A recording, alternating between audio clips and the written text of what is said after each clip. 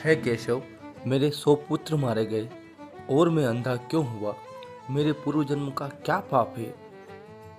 धृतराष्ट्र अंधे थे, लेकिन उन्हें जब यह पता लगा कि गांधारी को 100 संतानों को जन्म देने का आशीष है, तो अंधेपन का दुख मिट गया।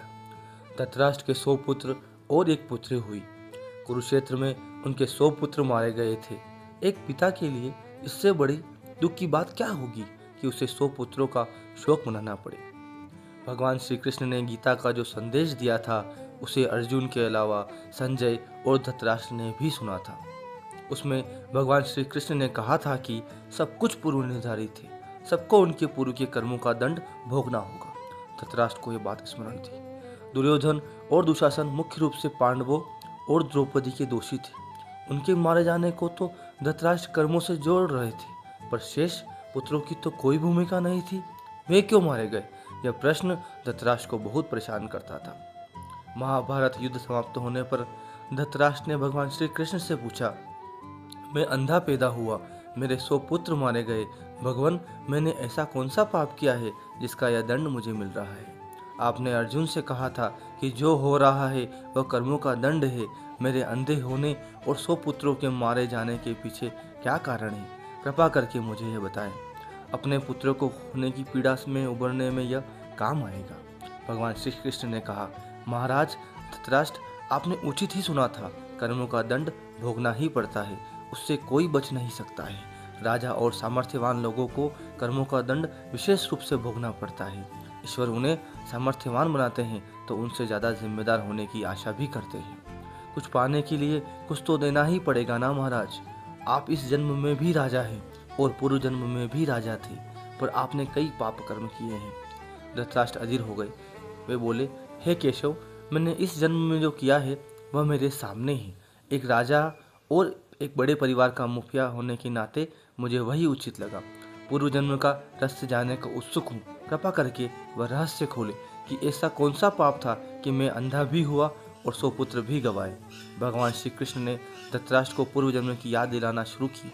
उन्हें पूर्व जन्म लेकर गए। भगवान श्री कृष्ण बोले, महाराज धृतराष्ट्र, पिछले जन्म में भी आप एक राजा थे। आपके राज्य में एक तपस्वी ब्राह्मण रहते थे। ब्राह्मण के पास हंसों का एक जोड़ा था, जिसके 4 बच्चे थे।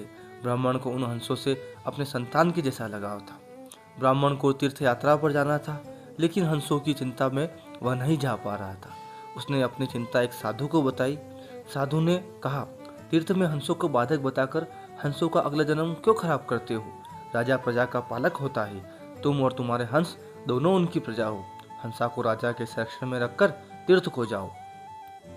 आप एक प्रजा पालक राजा थे, इसलिए ब्राह्मण को यह बात अच्छी लगी। वह आपके पास आया और अपनी सारी परेशानी का सुनाई।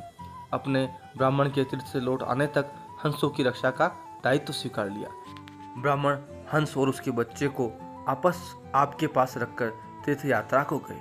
हंस आपके महल के तालाब में ही पलने लगे। आपको एक दिन मांस खाने की तीव्र इच्छा हुई। आप उस समय अपने महल के बाग में घूम रहे थे। आपकी नज़र हंसों पर पड़ गई। आपने सोचा, सभी जीवों का मांस खाया है, पर हंस का मांस आज तक नहीं खाया। इसका स्वाद आखिर कैसा होता होगा? आप इसी विषय पर सोचते रहे और हंस का मांस खाने की इच्छा तीव्र होती चली गई। यह इच्छा अब पराकाष्ठा पर पहुंच गई और आप खुद को रोक न पाए। अपने हंस के 2 बच्चे भूनकर खा लिए। उसका स्वाद आपकी जिह्वा को लग गया।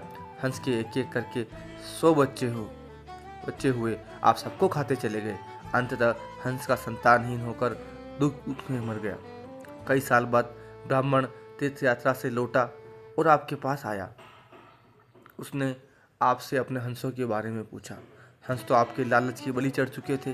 प्रजापालक राजा यह कैसे कहता कि उसने प्रजा की संपत्ति को चुपके से लूट ली। इसलिए आपने ब्राह्मण से कह दिया कि हंस बीमार होकर मर गए।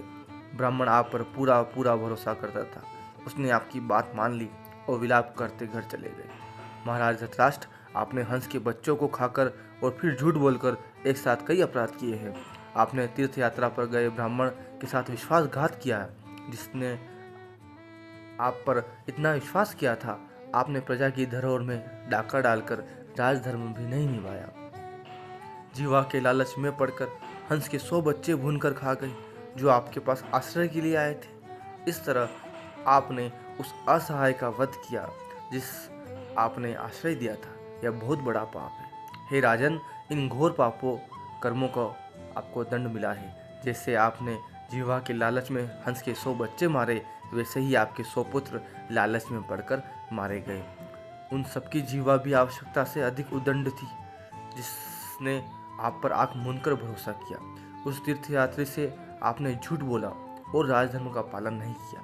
कोई आंख मूंदकर विश्वास करे तो उसका विश्वास कभी नहीं तोड़ना चाहिए। विश्वासघात के कारण आप अंधे और राजकाज में विफल व्यक्ति हो गए। भगवान श्री कृष्ण ने कहा, सबसे बड़ा छल होता है विश्वासघात। आप उसी का फल भोग रहे हैं। वीडियो अच्छी लगे तो लाइक, शेयर और सब्सक्राइब करें। ऐसे ही वीडियो को देखने के लिए हमारे चैनल को सब्सक्राइब करें। धन्यवाद। जय महादेव।